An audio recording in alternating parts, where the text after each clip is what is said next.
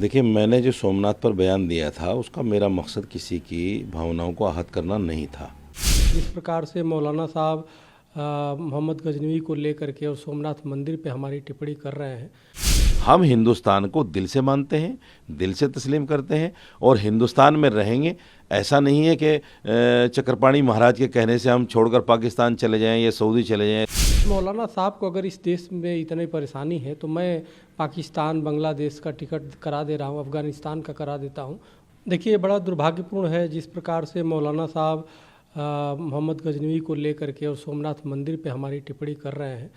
ये ऐसा लग रहा है कि जैसे एक घाव को कुरेदने का काम करते हैं।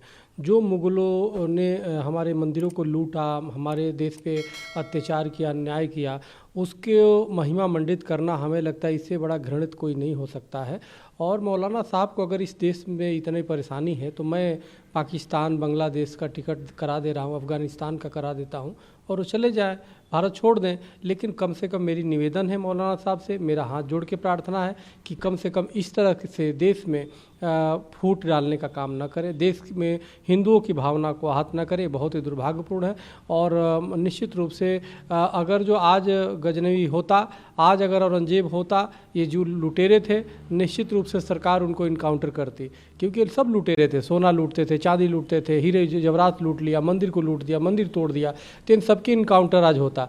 लेकिन वो लुटेरों का महिमा मंडित किया जाना एक मौलाना के द्वारा, ये बहुत ही निंदनीय है। मैं घोर निंदा करता हूँ और सरकार से मैं चाहता हूँ ऐसे लोगों पे सख्त कार्रवाई करें। देखिए, मैंने जो सोमनाथ पर बयान दिया था उसका मेरा मकसद किसी की भावनाओं को आहत करना नहीं था।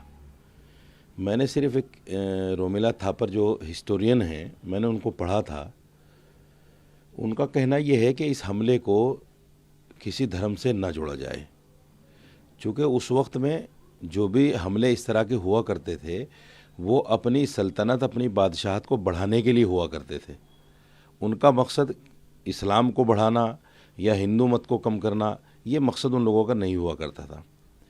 उस ज़माने में जो हिंदू बादशाह होते थे उन लोगों ने भी बाकायदा हिंदू हुकूमतों पर हमला किया और उनके मंदिरों को तोड़ा, उनकी मूर्तियों को तोड़ा।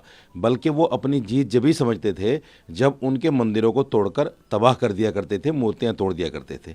तो मेरा कहना सिर्फ इतना था कि उस वक्त में जो सोमनाथ के मंदिर में कुछ ऐसी बातें धर्म के नाम पर हो रही थी जिसकी शिकायत महमूद गजनवी तक गई और महमूद गजनवी ने ऐसा किया। मैंने कभी उसकी मूर्ति तोड़ने को समर्थन नहीं किया कि उसने जो मूर्ति तोड़ी है या मंदिर तोड़ा है वो अच्छा किया, उसका समर्थन मैंने नहीं किया। मैं बुरा मानता हूँ, नहीं तोड़ना चाहिए किसी भी धर्म के जो भी निशानियाँ हैं, जो भी अलामतें हैं।